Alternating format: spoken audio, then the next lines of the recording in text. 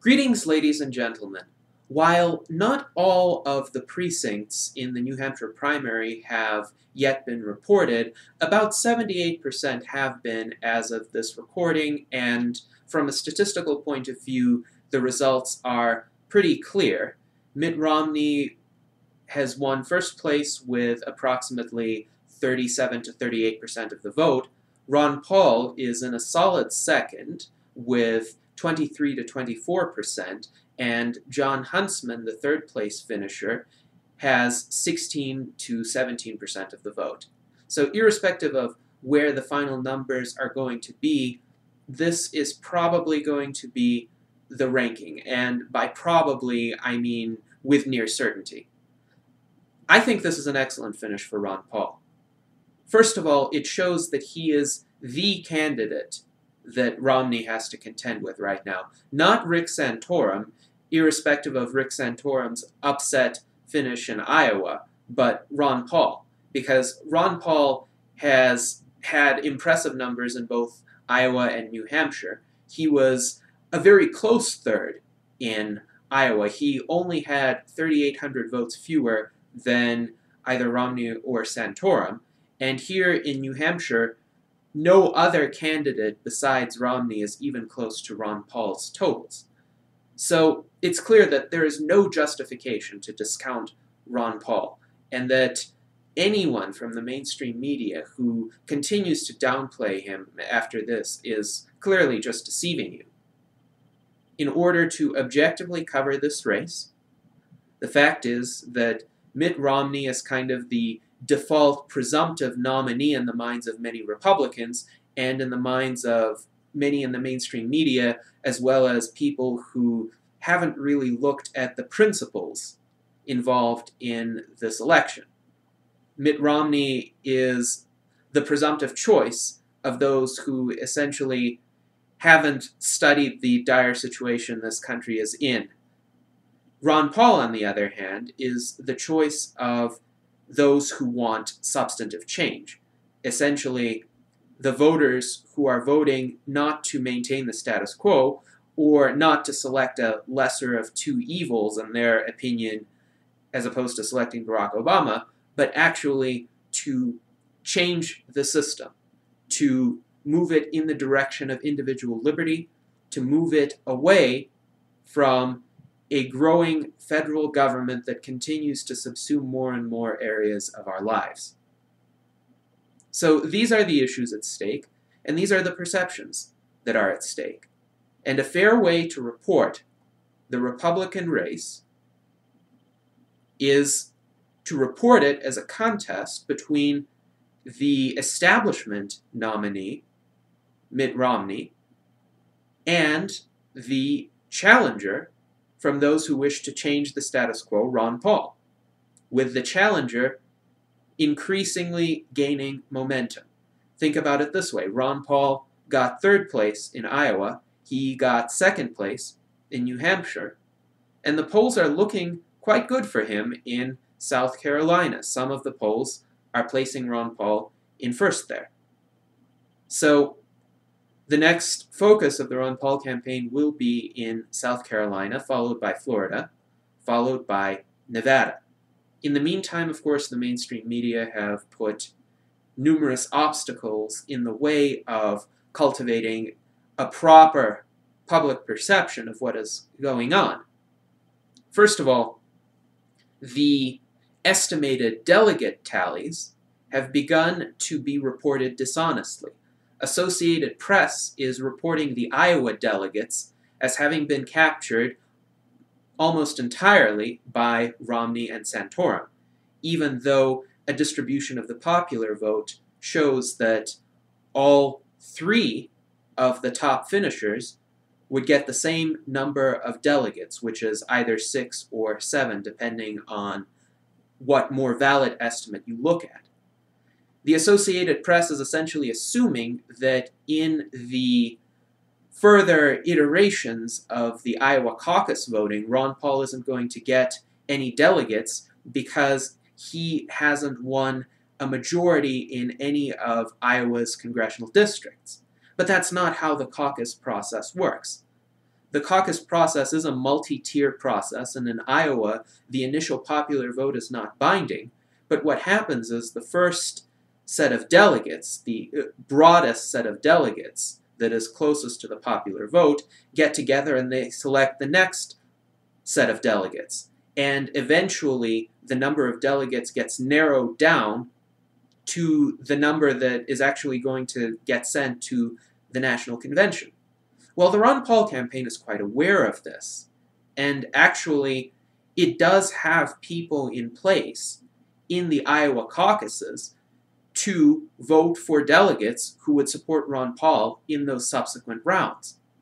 And for Associated Press to estimate 0 delegates for Ron Paul without actually being over there, without knowing what people actually got into those subsequent rounds, is disingenuous.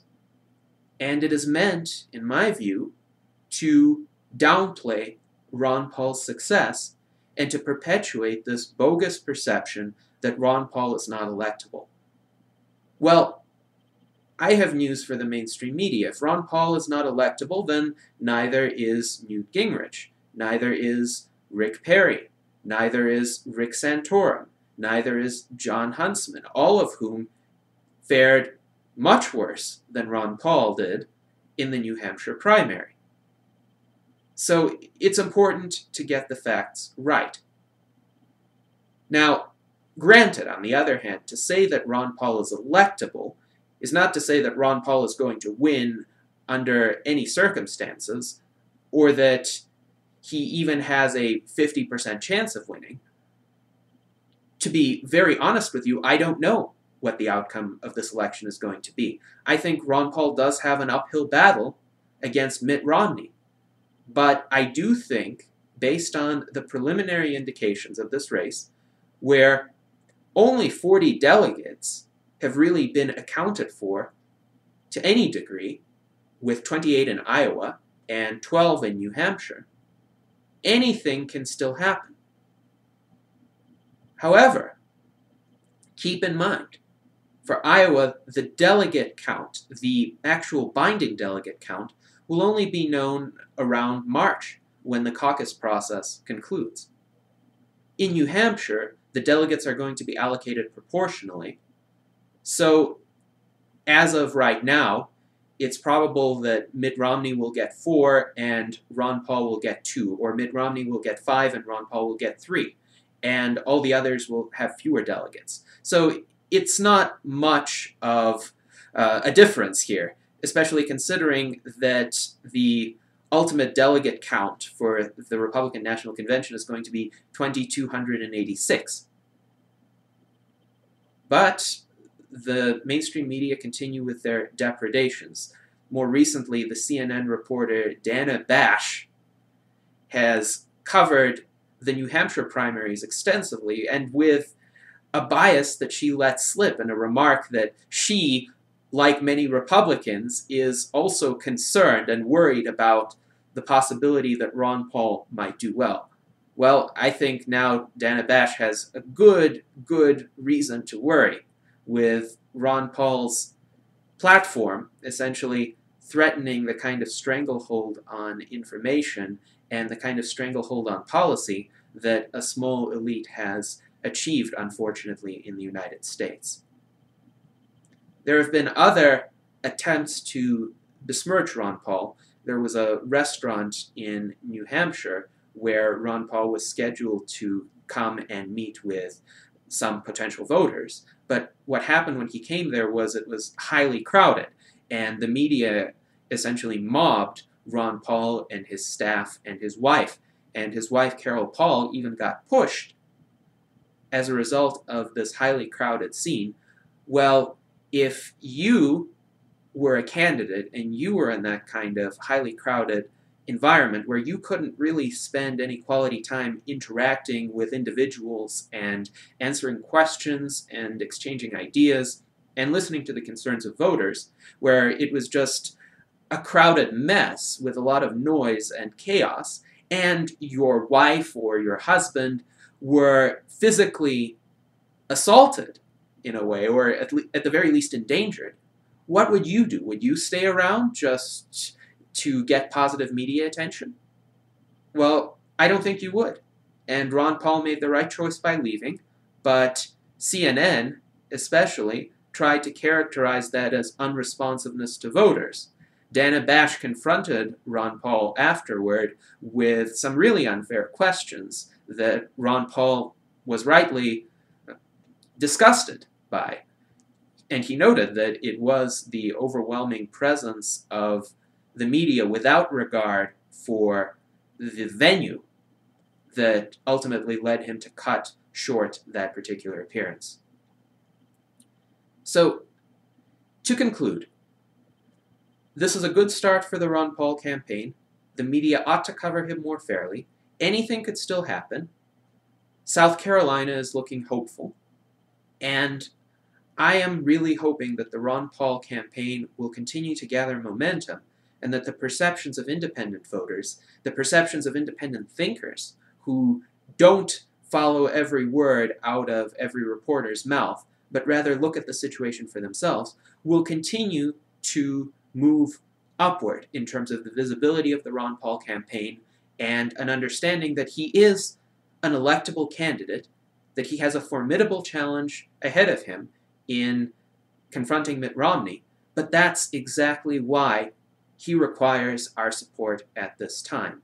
If we really want meaningful change, as opposed to the same policies under the administration of either Mitt Romney or Barack Obama, the same policies that have led to such disastrous infringements of our liberties thus far. Let's vote for meaningful change, and let's support Ron Paul in any way that we can. Thank you very much.